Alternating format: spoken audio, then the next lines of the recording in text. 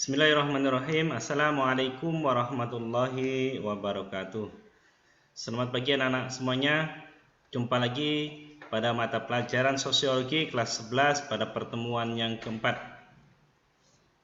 Dalam kesempatan kali ini kita akan membahas masalah kekerasan yang terjadi di masyarakat. Tujuan pembelajaran kita adalah agar kita mengetahui penyebab daripada kekerasan yang terjadi di masyarakat dan apakah yang dimaksud dengan kekerasan itu sendiri.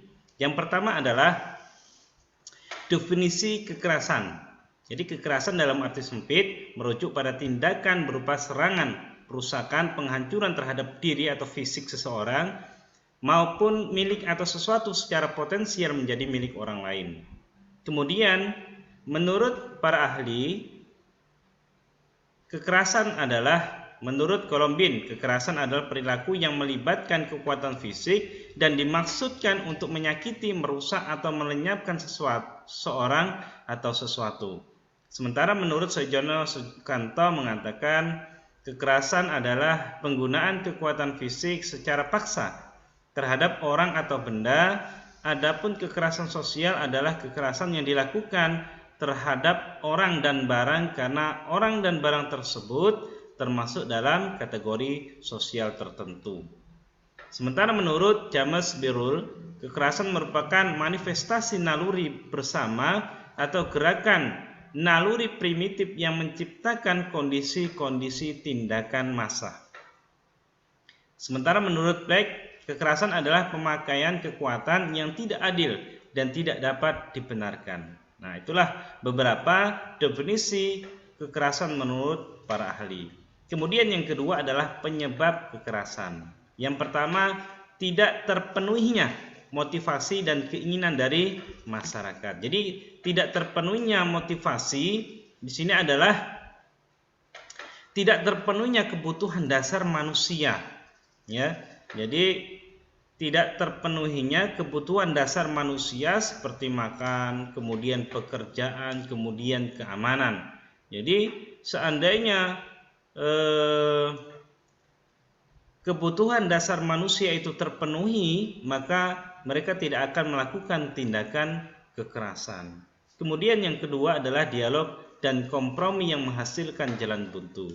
Jadi dalam sebuah diskusi, dalam sebuah kompromi, ketika tidak menghasilkan sebuah kesimpulan, tidak menghasilkan sebuah kesepakatan dalam diskusi, maka ketika seseorang tidak bisa mengendalikan emosionalnya, maka yang terjadi adalah emosi itu akan memuncak sehingga terjadinya sebuah kekerasan itu sendiri.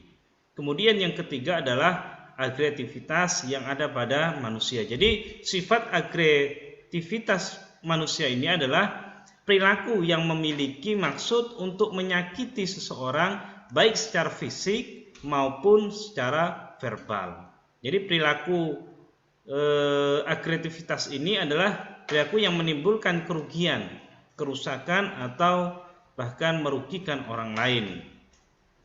Kemudian yang keempat adalah perbedaan realitas potensial dengan potensial aktual.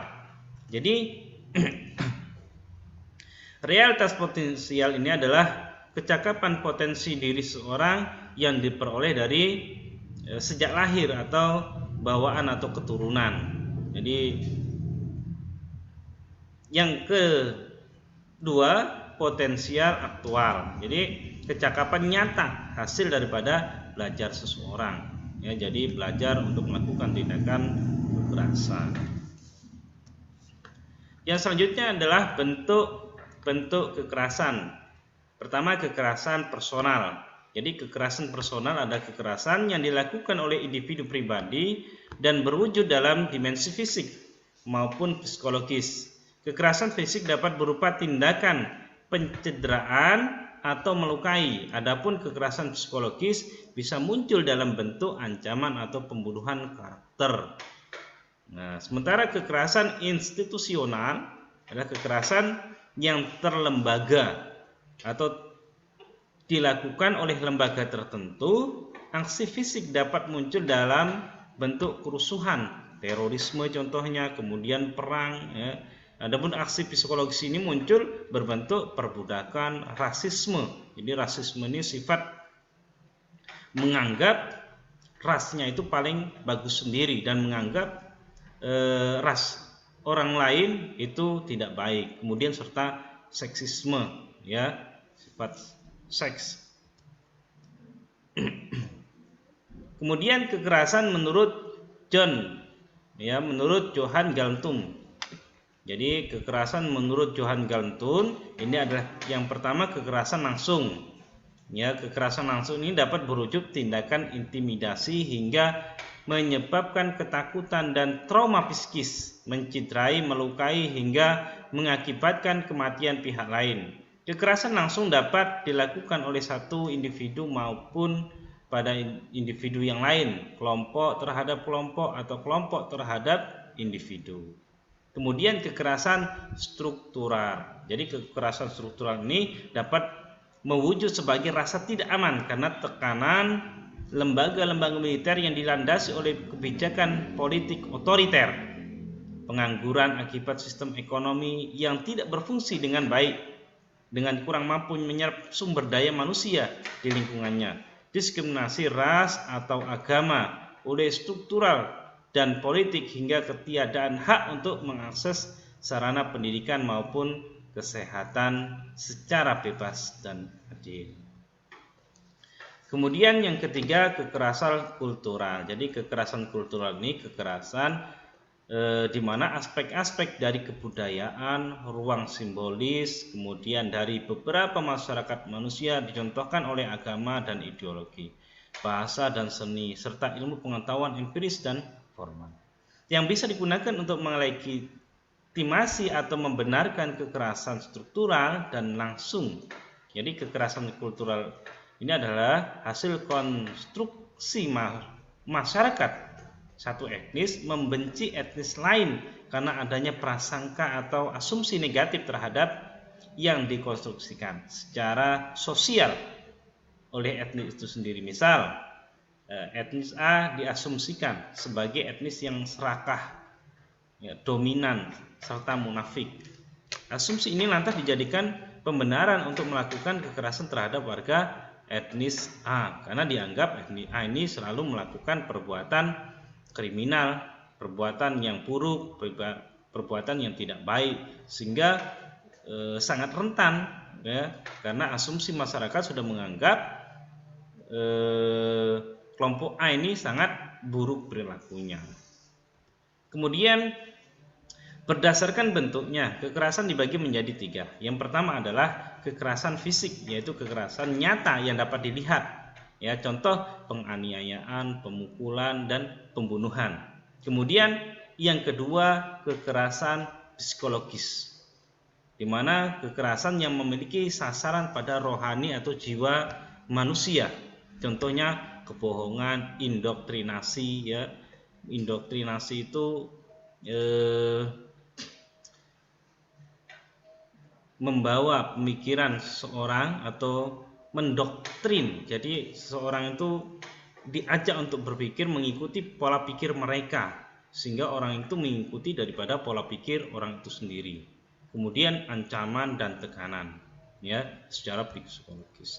Kemudian yang ketiga kekerasan struktural, ya. Jadi kekerasan yang dilakukan individu atau kelompok dengan menggunakan sistem hukum, ekonomi, kemudian atau tata kebiasaan yang ada pada masyarakat. Contoh, terjangkitnya penyakit kulit akibat limbah pabrik di sekitarnya karena sistem yang menjadikan mereka terbiasa dengan keadaan tersebut. Jadi masyarakat tidak bisa mengelak atau memberontak karena sudah sistem yang mengatur, sehingga masyarakat hanya ikut mengikuti daripada sistem yang ada yang berjalan di masyarakat itu sendiri. Yang selanjutnya adalah berdasarkan pelakunya. Kekerasan dibagi menjadi 2. Yang pertama adalah kekerasan individu, ya. Jadi kekerasan individu adalah kekerasan yang dilakukan individu kepada satu atau lebih individu. Contoh pencurian, pemukulan, penganiayaan, dan lain sebagainya. Kemudian kekerasan kolektif, jadi kekerasan yang dilakukan oleh orang banyak, ya, atau massa, ya. Contohnya tawuran pelajar, bentrokan antar desa, bentrokan antara komunitas, antara kelompok dan sebagainya. Kemudian yang selanjutnya adalah berdasarkan sifatnya. Kalau tadi berdasarkan perilaku pelakunya, kemudian yang selanjutnya berdasarkan sifatnya. Kekerasan dibagi menjadi 4. Yang pertama adalah kekerasan terbuka atau kekerasan yang dapat dilihat seperti perkelahian. Kemudian yang kedua, kekerasan tertutup atau kekerasan tersembunyi seperti ancaman terhadap orang lain, ya. Kemudian kekerasan agresif atau kekerasan mendapatkan sesuatu seperti copet, perampokan, ya, dan sebagainya. Kemudian kekerasan defensif, yaitu kekerasan untuk melindungi diri sendiri, ya, seperti melakukan perlawanan ketika saat mau dirampok, mau dibegal dan sebagainya, ya. Nah, itulah materi dalam kesempatan kita kali ini. Mudah-mudahan dapat kita pelajari dan kita pahami semua. Semoga dapat bermanfaat bagi kita semuanya. Terima kasih. Wassalamualaikum warahmatullahi wabarakatuh.